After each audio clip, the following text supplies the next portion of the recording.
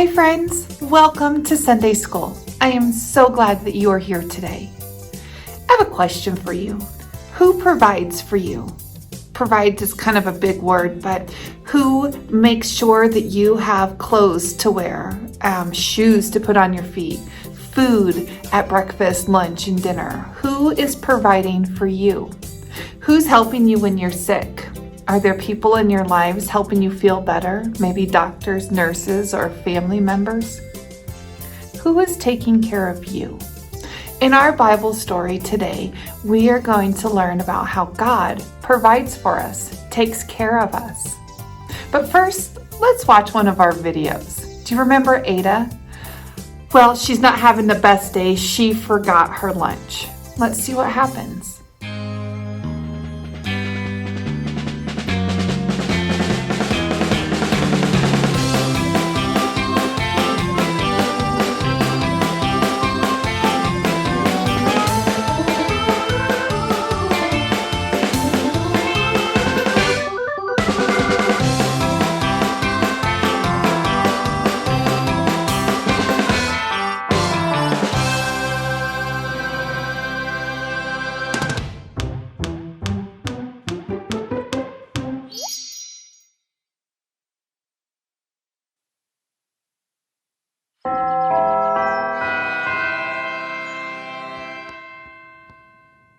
Ada, over here! We saved you a seat. Thanks, Otto. Hi, everyone. Hello, Adelita. Hi, Mom. Hi, Ada. Oh, no. What's wrong? I forgot my lunch. Well, this is a tale that needs to be told about a young girl just 8 years old, the brightest little lady of the bunch. But this one's more a tale of woe, the type to make your heart turn cold. Today's the day that Ada forgot her lunch. She assembled it with most loving care, with a turkey sandwich and a big old pear. She threw in a bag of pretzels for the crunch. To drink a thermos of apple juice, for dessert a jar of chocolate mousse. Today's not the day you want to forget your lunch. Ada? Ada, hello? What? You kind of went blank there for a second.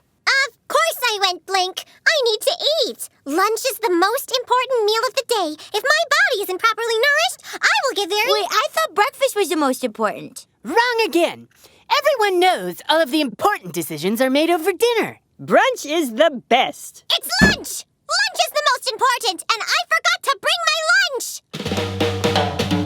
Now her blood sugar is getting low. She's feeling it from head to toe. Hunger pain sure know how to pack a punch. The little gal is getting dizzy. Her post-lunch plans thrown in a tizzy. The day that Ada forgot to bring her lunch. Hey! We forgot to bring our lunch! Are you serious? Sure am! How's a person forget something like that? Dunno! Just happened! Well, boys, let's bring this home and go rustle up some grub. Ada doesn't have much time remaining. The food in her stomach ain't sustaining, and now it's getting harder to come up with rhymes. Because you've got a headache that's really big, and you need another word that rhymes with lunch. Must continue providing internal monologue for little girl, but so hungry. Oh. Ada, Huh? you went blank again. I keep hearing such strange melodies. Adeline, while you were mumbling to yourself, your closest friends provided you with a nutritionally balanced lunch. Everybody pitched in. The pencil is from me. Oh, thanks, everyone. I'm really lucky to have friends like you. You sure are, Ada. You sure are.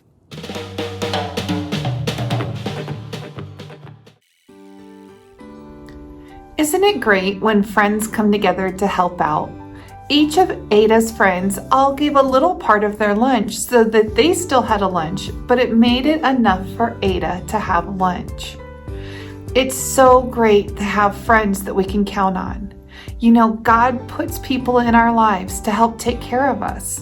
Maybe it's our parents or grandparents or just our special grown-up who make sure that we have food, who make sure that we have clothes and shoes, who make sure we get to school safely. God makes sure that we have people in our life to help us. Let's read our Bible story. Today we're going to read from the World Story Bible. Now, our Bible story comes from the section of the Bible that's called the Prophets in Isaiah. We're reading Isaiah 55, 1 through 9. It's called God's Way is Best. God's people were prisoners in Babylon. They were thirsty, they were hungry, they wanted to go home to their own land. The prophet Isaiah was sitting on the temple steps when God gave him a message for the people. Isaiah stood up and called out God's words. Everyone who is thirsty and hungry should come with me. The people smacked their dry mouths. They rubbed their hungry stomachs. How could God help their thirst and hunger? I will give you water. I will give you food. The people patted their empty pockets. We don't have any money for water and food, they said. Let's see what our world friend says. God's people were prisoners in Babylon and they still had to buy their own food and water? That's terrible. You don't need any money. I will give you everything you need: food, water, shelter, and safety. This is my promise. I will take care of you now and forever. What kind of promises have you made? I will return you to your home. I will send you back to the land I gave you. The people imagine living in their own land again. Could it really be true? Follow me. My ways are the best. Do you see how the sky is much higher than the earth? All God's people looked up. That's how much bigger and better my ways are than yours. What are the world kids saying? Wow, Isaiah got to speak for God. It must have felt good to bring those people good news. Sometimes we forget that God is going to provide for us. Sometimes we start feeling sad or getting worried, and we need to remember that God is going to help us. God is going to place somebody in our lives to help us. Who helps you remember that? Well, instead of a craft today, and maybe you can draw a picture to do this, but I have a project for you. I have a project. I just got contacted by one of the schools in town, and they said last year the schools were giving away free lunches, but this year the schools are able to do the same thing. And not only lunches, they actually gave away breakfast last year. And a school called me and said, we are having a lot of kids show up to school hungry.